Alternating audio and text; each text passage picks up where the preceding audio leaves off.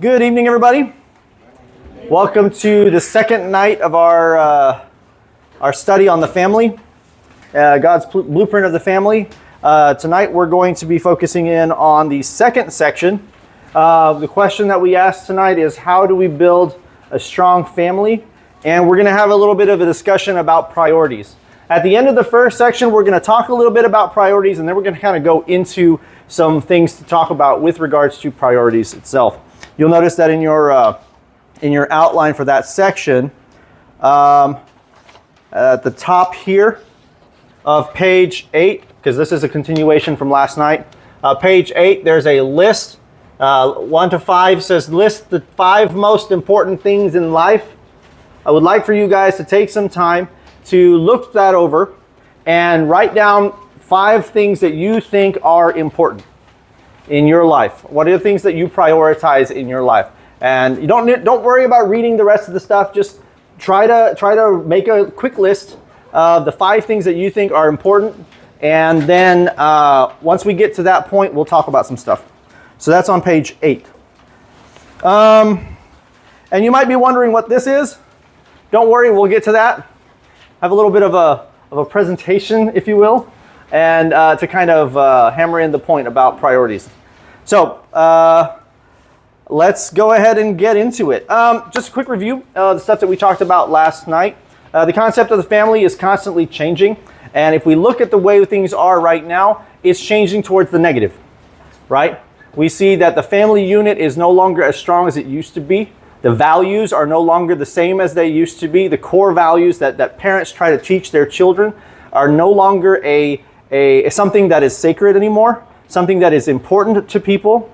When I was a kid, I was always taught to respect your elders, to say yes sir and no sir, yes ma'am, no ma'am. I was taught to open the door for ladies. I was taught to treat people with respect, never hit a woman, all these kinds of things. And so there's a lot of things that we see in society today, in the modern situation, a modern society, that go away from those types of values. See, a lot of the values that I grew up on were based upon the things that we see in the Bible, right?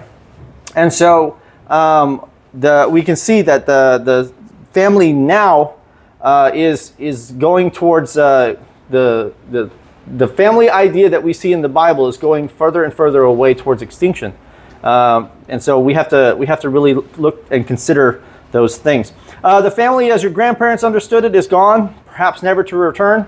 You look at the way society is and how twisted it is now. Listening to the stories and stuff about my grandparents and the way they were raised and the things that they had to deal with and the way they treated people. Back in those days, they never locked their doors because you didn't have to. Because no one would ever steal from you because everybody knew everybody in the neighborhood. Everybody looked out for one another. If somebody had a problem, everybody in the community would get together to deal with that problem or help with that problem. Well, we don't do that anymore, right? When I was a kid, when my father was a kid, we'll start with my father. When my father was a kid, he would go out and they would explore and things like this. But when the sun would go down, that's the time that they would return home. And who knows where they were? They had this big area where they would play around and go up on a bluff or play on the creek or fish or whatever, do stuff with the family. They'd go all over the place. But the rule was, at night, when the lights start to come on at night, the lamp posts or the street lights or things like this, that was the time, that was the signal for it's time to come home, right? And they would be home at the time that it became dark. When I was growing up, we stayed at home, but we played with the neighborhood kids and things like this, sometimes unsupervised, right? But now it's very dangerous. I don't let my kids play out on the street unless there's somebody watching. It's not that I don't trust my kids, it's I don't trust the rest of the people. There's always stories that we hear about kids being abducted off the street out of nowhere really quickly. It happens just like that, and you can never be sure when it happens. So things have changed so much in the last couple of generations. I mean, so you think about this, how does it make you feel? I'm worried for the future. I'm worried for not necessarily in my lifetime, but the next generation, like my kids' kids and their situation and how society is going to change from there and their kids as well. So my great grandkids, I may not be alive for that, but who knows, So it's just the way the pattern is going. Something has to change, or it's just going to continue to spiral down the drain, So in God's idea, each member is responsible. Sorry, is that right? Each member is responsive to the other family members' needs before their own and dedicates themselves to fulfilling their God-given role. I mean, think about it. God has assigned each person in a family unit a certain role. The husband is the leader of the family, not the king. Remember, we talked about this. You're not the king of the castle. You at best are a manager of your house. In fact, this is not your family. This is God's family that he has decided to grace to you. He granted me 3, I was going to say beautiful children. They were beautiful, but now they're just a little crazy. But that's okay, But say, kids are great. Kids are great. The thing that we have to understand is me as a parent, I am responsible to God for the raising of those 3 kids, right? My wife is not responsible because that's not her job. That's not her responsibility. That falls solely upon the parent, or the father in a relationship, right? The mother's job, the wife's job is support, is to work as a team to help the husband accomplish his role in the family. As long as the husband is doing his job correctly and fulfilling his role correctly, the woman doesn't have to worry about being taken advantage of or being forced to do things that she doesn't want to do, stuff like this. And so you have to really consider those things, right? Children's role is to obey. That's it. Obey and learn and submit to the authority of the parents. In the Old Testament, children who did not do this were stoned to death. In the New Testament, it doesn't say we're supposed to stone our children, but it's a serious thing, right? Children need to obey their parents. So one of the things that we did not talk about in this course, thing, because I only have a limited amount of time to talk about things, is discipline, like child raising and discipline. What are we supposed to do? What is the right way and the wrong way to discipline children? One of the things that we read in one of the passages was, fathers, don't provoke your children to anger or wrath, right? Well, how does that happen? Well, abuse. When do we draw the line with abuse? What would be considered abuse and what is discipline? How do we know the difference between the two? And so those are things that we talk about in the child raising aspect of this course. But we don't have time to go through that specifically today or tomorrow. So if you look at the situation, right, this idea robs us of control. See, if we follow God's model, it removes control.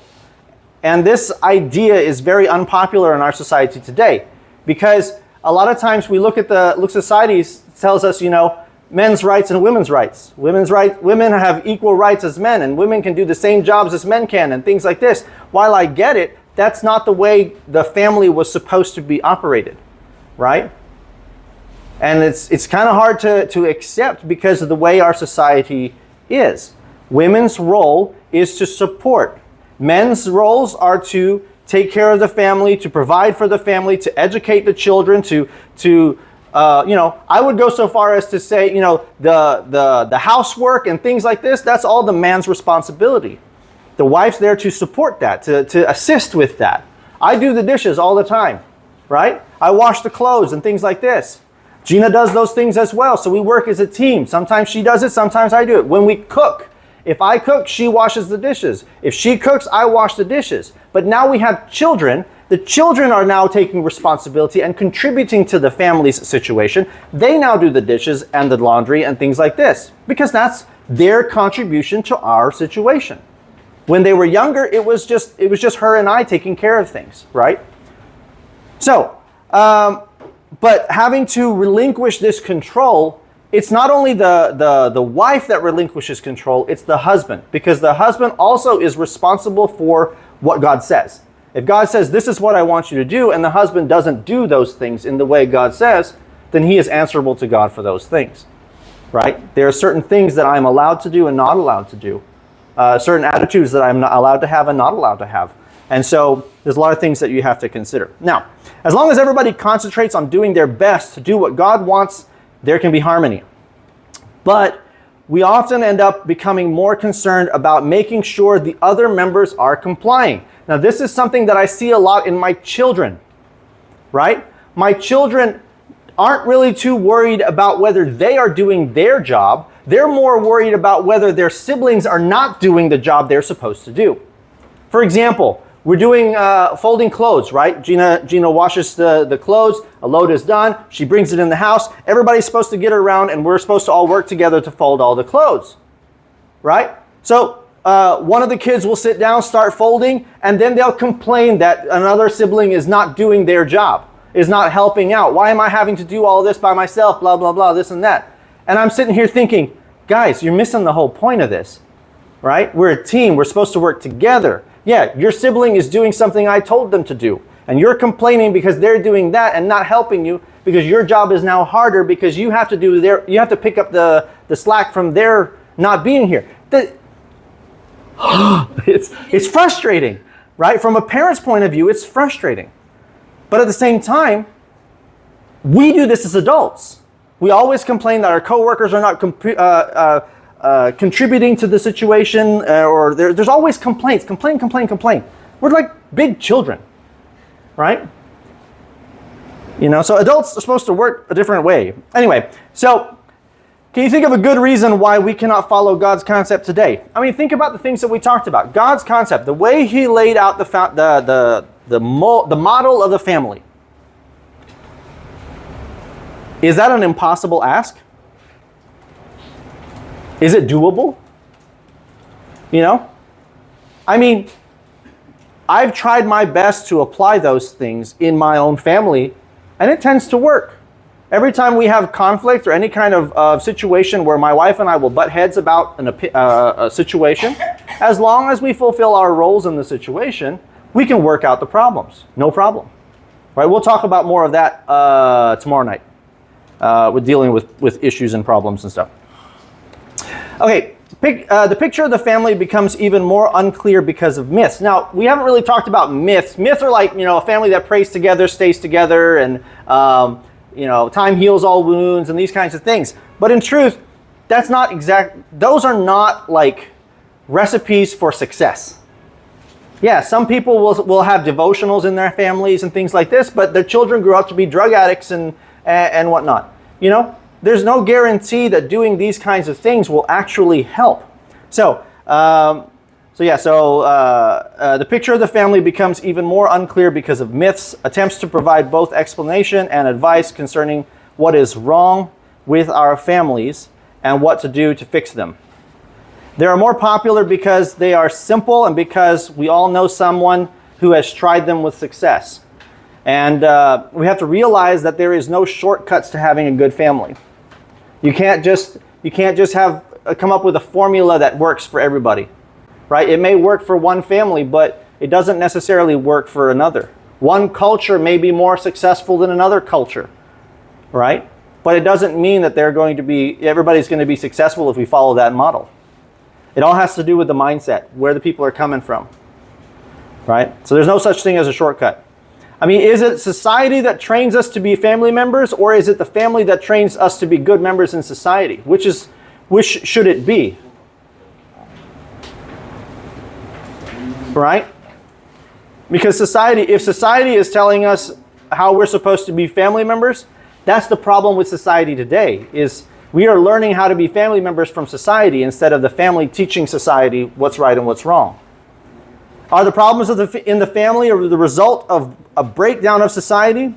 Or are the problems in society the result of a breakdown in the family? These are important things to be thinking about. I mean, how do we determine if a family is strong? Right? How do we determine if a family is strong? Who determines what strong means? I mean, think about it. If you are thinking, I want you to think about your ideal family situation.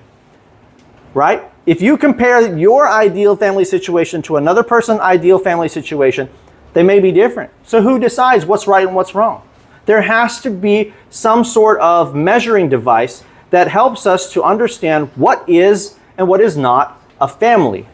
And we have to go back to the Bible for that, right? Does Webster decide it? No. Sociology or anthropology? How about culture? Religious leaders? The internet? I mean, nowadays we get a lot of our advice on the internet. Does that mean it's right? No. I guarantee you, not everything on the internet is right. So, with this, we're going to get into our discussion of families. So, building stronger families. How do we do it? Before we get into this, there's a couple of stories that I want to tell you. Consider the following story.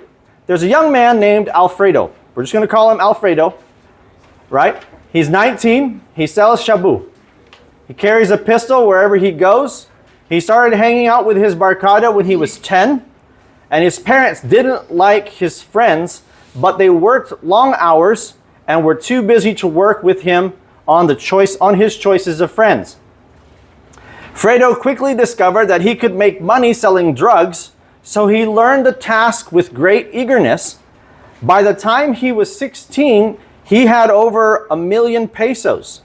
His parents tried to talk to him about it the other day, but Fredo just laughed and began polishing his gun.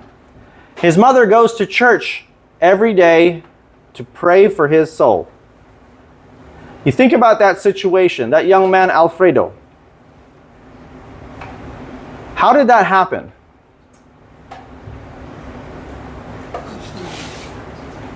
What were the events in his life that led to him becoming this type of person? Yeah.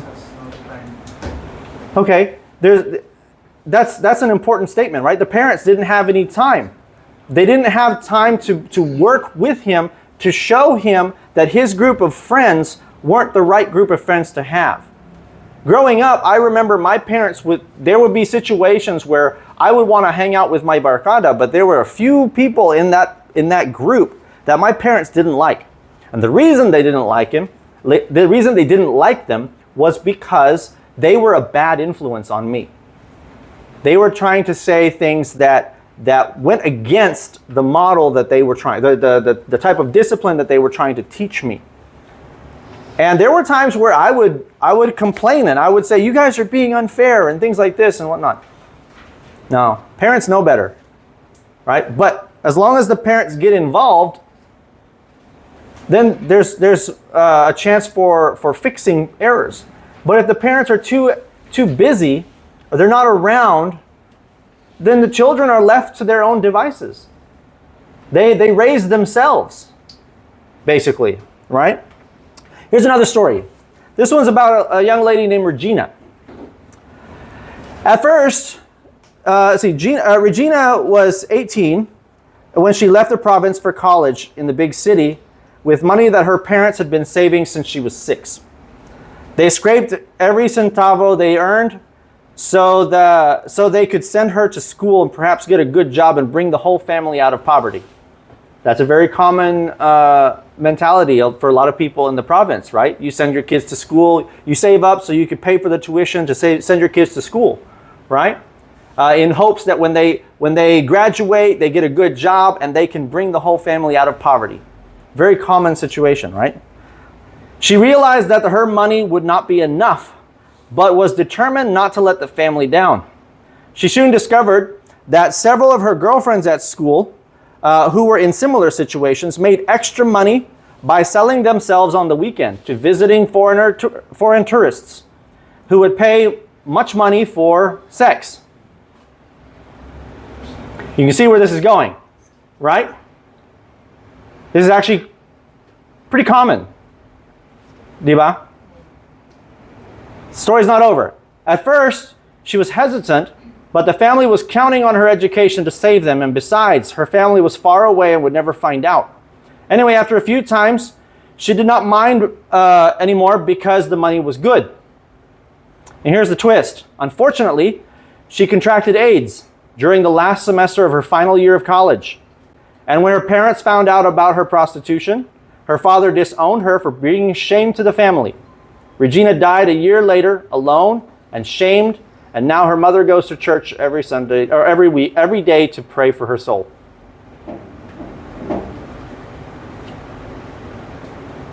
Sayang. Last year of school. What happened? I realize this is kind of a downer, but this is important stuff to consider, especially if you have children. Right? Bad things can happen under the wrong influences. What was the problem here in this situation? She was influenced by her fellow classmates. Not just that, but the situation of not having enough money to be able to pay for tuition, the pressure of the family's expectation on top of all of that, brought her to a crossroads where she chose the wrong direction and ultimately suffered for it. And in the end, she died. She lost her life at the age of 19. No, that's not true. When do you graduate? 4 years, right? Maybe 21. Anyway, she's still very young. Her life's just beginning, right? Sayang. Anyway, so here's a couple of questions to think about.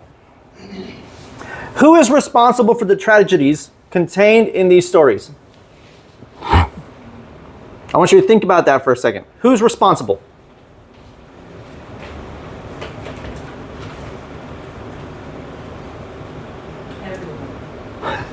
Well, the responsibility is over several people, but there's a couple of people that are more responsible than the others.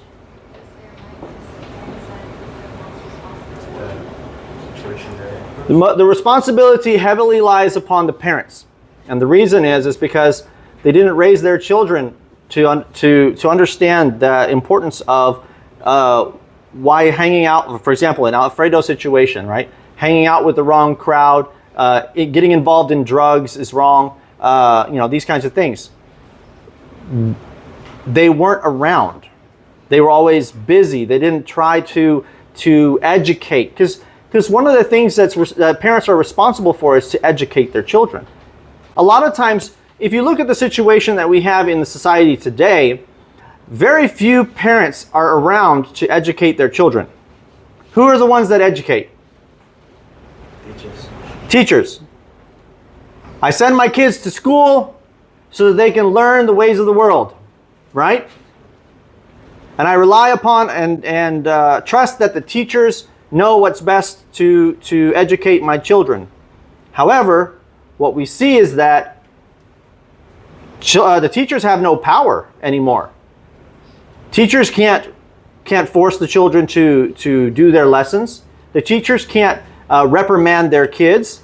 In fact, so many situations, the parents send the kids to school and expect the teachers to do their job, but take any power away from the teacher to be able to accomplish those things, and then blame the teacher for not raising their children right. Who's responsible? Not the teachers. School systems are not there to raise your children. It's not a daycare. The responsibility solely lies on the father and the mother, right? Why is that? Because that's the model that God set up. What could have been done to prevent these tragedies from happening? Parents getting involved, asking questions, educating, correcting, rebuking, disciplining. This is all part of the family situation, right? All part of the responsibilities that the parents have. If you don't do this, your children will grow up to be not very good elements in society. If I don't discipline my children could end up getting into a situation like Alfredo or even Regina. They could be dead in the ditch somewhere because of some kind of drug conflict or gang issues, or whatever. There's so many different things that could happen. They could be in a situation where when I'm not around anymore, they don't know how to take care of themselves. It's amazing to see how many in this modern generation, the young people becoming adults, how many people don't know how to change a tire, don't know how to balance their books, accounting and money financial situation, they don't know how to do these kinds of things. Instead of learning how to cook, they order from McDonald's or from Jollibee or something like this. Why? Because it's convenient. Right? When they go to a job, they don't know how to check the fine print to make sure they're not getting themselves into a situation where they're at a disadvantage. Or they work overseas. It's really difficult, diba? Could these things have happened if we were living 100 years ago? How about 50 years ago? They could have happened, but the likelihood of these things happening is a lot less. Why? Because the society was in a certain point in it was a very different place, a very different time. Yes, there would be people that end up in this situation, but the majority of people taught their kids values, right? Taught their kids the difference between right and wrong, taught them how to respect their elders, taught them how to say yes sir, no sir, yes ma'am, no ma'am. Right? These type of things are important. But modern society lacks common sense as far as this goes. Right? Do you personally know any situations similar to the stories of Fredo and Regina? I know a few. Right? But that's something to think about. All right. So we're down to the 5 important things. Did you guys write them down? You don't have to read them out, but I want you to think about these things. If you look at the top 5 things in your life that you consider are the most important things, how do we determine what is important in our lives? Just saying it doesn't mean anything. Just writing it on a piece of paper doesn't necessarily prove that these things are your top priorities. How do we determine?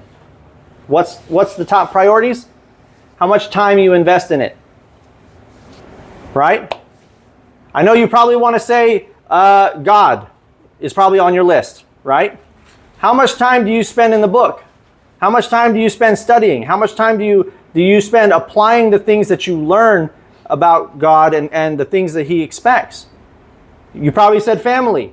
How much time do you spend with your family? Are you more worried about work or your studies? How much time do you spend with your kids, playing out on the street, or checking in with them? How was school, or how was work today, or things like this? How much time do you spend on Facebook? I bet you Facebook's not on your list, but it probably should be. Diba? How many hours do we spend on Facebook scrolling on the videos and things like this? Especially the younger kids nowadays. Right? Kids my age or not my age, kids my children's age is what I meant to say. Kids my children's age, or their teens or early 20s. How much time do these people spend on Facebook? What you have there in front of you is a list of things that you wish were your top 5. But the question I have to ask you is this: are they really your top 5? Would people that the items above are important to you by looking at how you spend your time? If you look at your list, if the people you knew, who know you, look at you, they would actually say, if I asked Rachel to make a list of the top 5 things that I think are important based upon the time I spent on them, would my list be the same as her list? If you were being honest. Let's look at Matthew chapter 6. Let's get some Bibles out here. Go to Matthew chapter 6, verse 19 to 21. What does it say? Don't lay up treasures for yourselves on the earth, where moth and rust consume, and where thieves break through and steal. But lay up for yourselves treasures in heaven, where neither moth nor rust consume, and where thieves don't break through and steal. For where your treasure is, there your heart will be also. What's the point of this passage? So where your treasure is, there your heart will be also. If we focus on the things of the world and make those our priority, then that's one thing. But if we lay up ourselves treasures in heaven, what does that mean? Right? What's the priority? Is it my job? Is it my education? My children's education? What is it? What's the priority here? Or is it what God's will and what He wants and things like this? Because where your treasure is, the things that you focus upon, your heart will be there too. Things of the world will disappear. Right? Okay. Now, as I said, you might be wondering what this is. And this is an illustration to get you guys to think about some things. This illustration is what we refer to as the jar. And the jar, this is the jar. Okay? Do you guys have any idea how this works? Anybody? Okay, some of you might know what this is, some of you might not. So what I'm going to do is I'm going to turn this off for a second. And I'm going to stand right here. And I'm going to tell you this. This represents your life. Okay? This represents you. And the things that you put in this are what you perceive as important. Right? So, here's what I'm going to do. How am I going to do this? I'm going to start by doing it this way. We start off with big things like education, right? Then we have things like work, right? We have things that you might find as very important things, right? And all these things begin to start taking up time in our lives, in our schedules and such, right? And so the more things that we add to this, the less time we have to do other things, right? And so as you continue to add things into your life, we get to a certain point where nothing else can fit. So I'll ask you a question. Is this full? No. No, because these are just the big things, right? But what about the small things like, I don't know, our time on Facebook, or our time with our friends, or any little thing that you can think of that might take up the rest of that time. Let's see if I can do this without spilling everything. Oh no!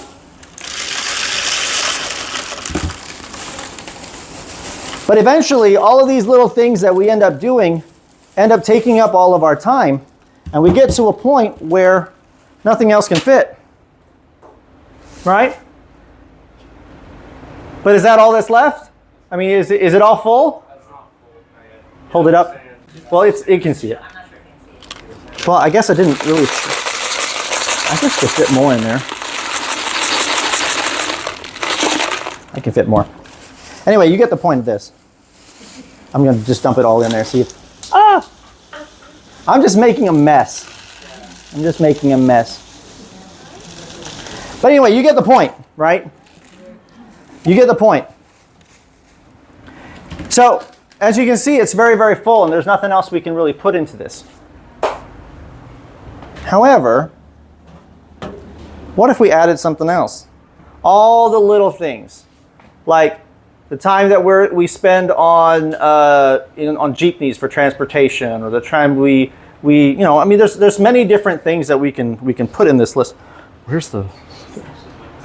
And it just fills it up, right? And you get to the point where your time is completely full, and you can't add anything else. Diba? But here's the problem.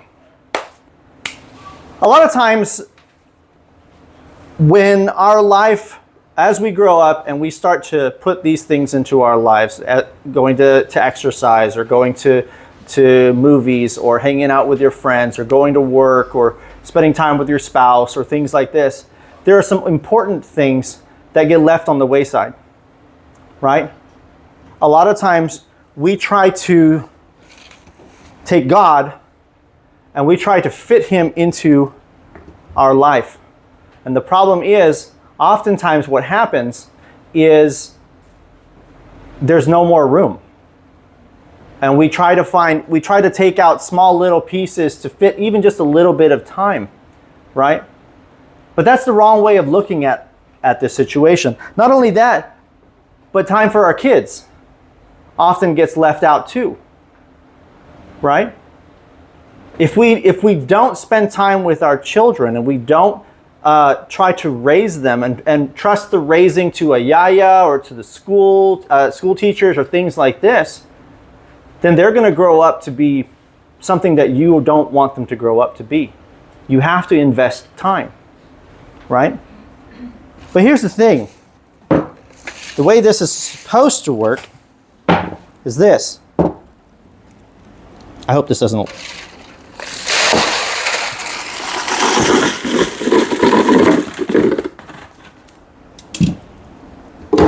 God's first, and then you build around him. And if we don't do this, and we make God first in our lives, if we don't make God first in our lives, then there's going to be a lot of problems. And there's going to be things in our lives that are going to take our focus. We spend more time on Facebook than we do reading the Bible. You know? We spend more time on Facebook than spending time with our kids. I go home, I'm tired. But I try my best to spend time with my kids, even if it's for a couple hours, right? Because I know it's important. Diba? I realize that's a mess. We'll deal with that. So, what's the point? Priorities. You have to have the right priorities in your life. Otherwise, things are not going to go the way you want. There are things that are want and things that are is. Reality versus expectation. The only way for expectation to become reality is if you prioritize the right things.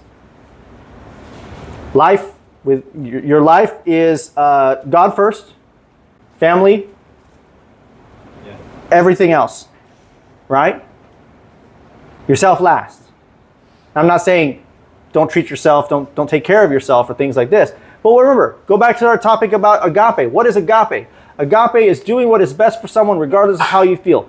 What is best for God? We obey what he says. What is best for our kids? We be there. Right? We show them what is right and what is wrong. We teach them the values that we learn from the Bible. These are the things that are important. Right? So, what are some reasons why people have such a hard time making God and family a high priority in their lives? The biggest one, work. For those of you who are still kids yourselves, education. But when you get out of education, you have to pay for rent, you have to pay for food, you have to pay for transportation, you have to pay for stuff. So you have to earn money in order to pay for things. When I was single, it was fine because the paycheck I got paid for everything that I needed, right? Everything that I had extra. I had stuff that I could buy, whatever I wanted. Wanted versus needs. That's another thing that this course talks about, but that's much, much later and not in this seminar. But when I got married, now I'm providing for two people instead of one. And so a lot of that extra went towards supporting my wife. Diba? And there was a time where she worked for a while, I worked for a while, and we both had an income, and we had to provide for things. And then the first kid come. Kids are expensive, and we had 3 of them. And the older they get, once they get to a certain point, they just eat and eat and eat. The biggest expense that we have is food. Second is their education. Right? We got to put them through school. But here's the thing about the school, and I'm sidetracking a little bit. We supplement school, just so you're aware, because there are things that we can teach them that the school can't. like how to balance your checkbook, or how to change a tire, or how to be respectful, and things like this. You know, so there's a lot of supplemental stuff that we do. So, when do most people turn to God? When do most people turn to God? Think about it. It's usually when they're in trouble, when they need something. You think about this. If the only time my children approached me and talked to me was when they needed something, what kind of a relationship is that? Di ba? It's not a good one. Every time they would come to me, oh, what do you need now? You know? Why is this unfair to God? Because if God is our Father, then we need to learn from Him. We need to rely upon Him all the time. Don't just come to God when you need something. I talk to my dad all the time. There are times where I go over and visit with them, no reason whatsoever, just because I haven't seen him in a couple of days. You know? Why? Because I value my relationship with my dad and my mom. Right? I go over, a cup of coffee, we sit there and talk for an hour or two. But if the only time I would go over to my parents' house is when I needed something. Oh, Dad, I need to borrow the drill. Oh, I need this. I need this. That's not a relationship. You know? So what do you think is the key to building a strong family today? I want you to think about that. What is the key to building a strong family? It's a couple of things, right? Can you think of one? What's one thing? Time. Communication. Right? What else? Anybody?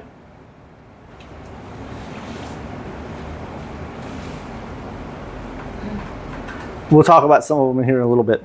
But these are some important things, right? Spend time. Communicate. Communication is important. In fact, communication is so important that relationships have been lost because of wrongly handling communication. Tomorrow night we're going to be talking about specifically the marriage relationship, but how communication is very important. So how do we know if our family is strong? By how everybody interacts with each other, right? By looking at the way we treat each other, the way we communicate with each other, the way we handle problems and such, right? Who determines what strong means when it comes to a family? The one who created the whole system in the first place, diba? Because how do you know if an engine is working the way it's supposed to? Honestly, if you think about an engine, it's making sounds. Are those sounds normal sounds, or are those sounds the sounds it's supposed to make? Right? How do you know when an engine is busted? An engine's not working the way it's supposed to. It's sputtering and things like this. You got oil leaking everywhere and stuff like this. That's not a good engine. Diba? There's something wrong with that engine. So we need to troubleshoot, figure out what's wrong and fix the problems. But if everybody is working, if the family is working the way God explains it and God is expecting, then it doesn't matter what problems arise, those problems can be dealt with. Right? So, who decides?